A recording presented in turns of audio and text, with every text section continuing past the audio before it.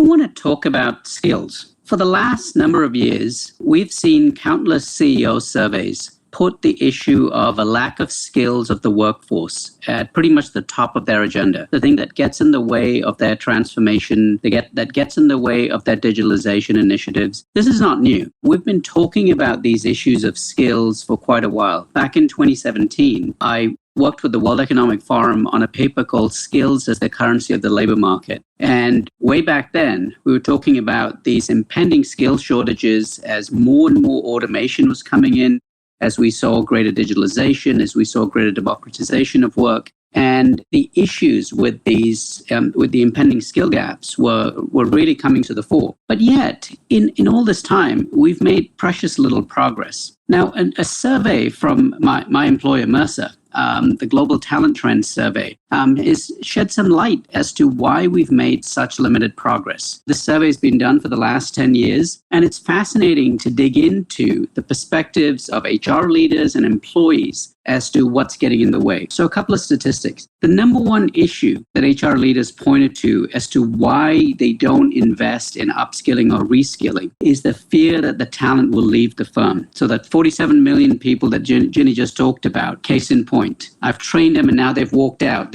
We've had a veritable stampede of talent out. So I've lost my investment. Secondly, the number two item was an inability to keep up with the emerging skill needs. As we know, the velocity of skills is changing dramatically. The half-life of many professions has shrunk significantly from, in some cases, 30 years down to 7 or 8. And employees, in turn, when asked as to what was getting in the way for them, said not having enough time and available resources to develop new skills. Not convinced that upskilling and reskilling will actually result in a promotion. So why should I spend the time? Now, there's an old joke about upskilling and reskilling where the CFO says to the CEO, "Oh my goodness, what if we train all these people and they leave?" And the CEO replies, "Would you rather we didn't and they stayed?" And I do think this is at the heart of a pretty significant change because it touches on something Ginny just talked about, which is the equation for work is changing dramatically. Our old models and mindsets where we could count on competitive pay and benefits and a great work environment.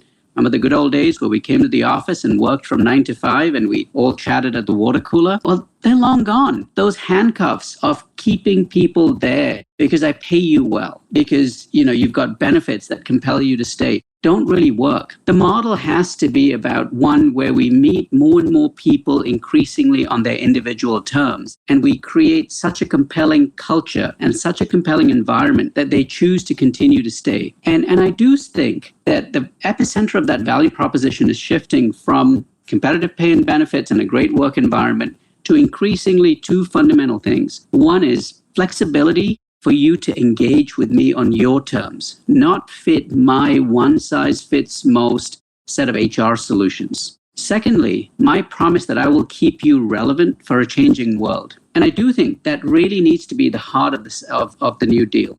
Retention is only going to be there if you can keep people relevant, if you can give them the opportunities to acquire new skills, they can continue to express their skills. And I'll end by sharing an example from one of my clients, an airline, believe it or not. And those of you who know airlines know that you'll often find 3 generations of the same family there, a very sort of tending to be a very staid and traditional culture. But this organization changed their value proposition pretty dramatically to reflect those two things that I just talked about. And their proposition now is, we will develop you for opportunity, either within or without.